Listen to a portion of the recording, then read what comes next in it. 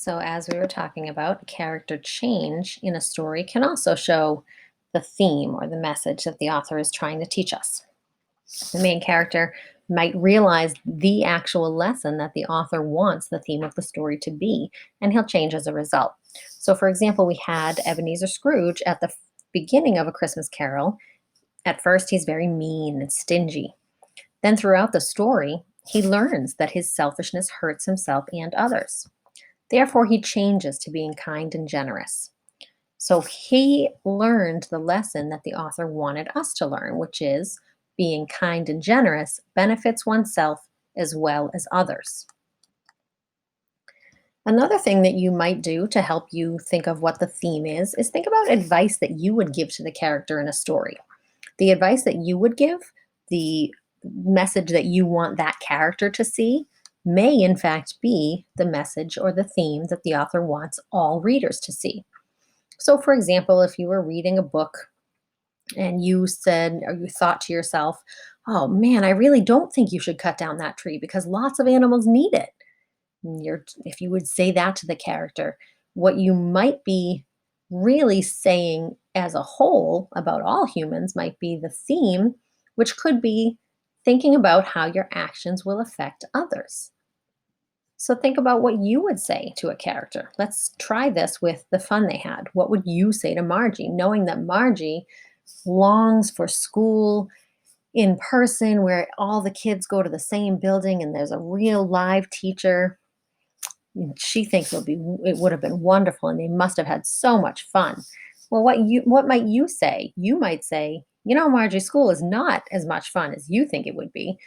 We have it that way and we wish that it were more like yours, where we could stay home and we could have a robot teacher or just look at a screen. But then, a pandemic happened and we got that. And huh, so maybe the theme is about realizing that what you want is not always better than what you have. Margie wanted what we currently had at the beginning of this school year. We didn't think that was much better. But then we got what we thought would have been better, and turns out it really wasn't.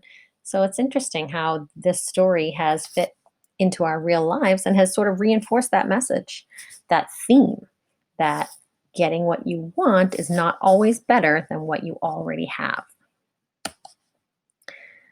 So when you find the theme, when you've decided what you think the author is trying to teach, you write a theme statement. A theme statement is the full idea, a full sentence showing what the author wants you or all the readers to learn or think about.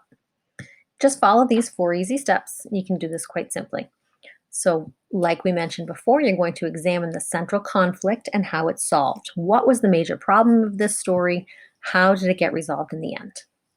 Step 2, take a look at the characters of the story. What were their feelings, thoughts, and especially any changes that they went through?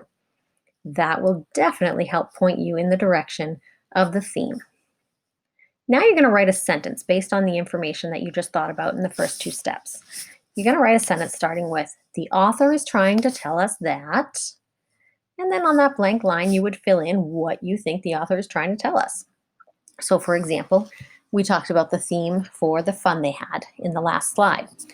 So my theme statement for step 3 might start with, the author is trying to tell us that getting what you want is not necessarily better than what you already had.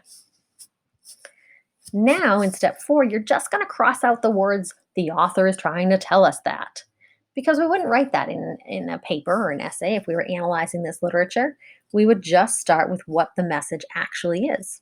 So if I cross off the author is trying to tell us that, I am left with just getting what you want is not always necessarily better than what you already have.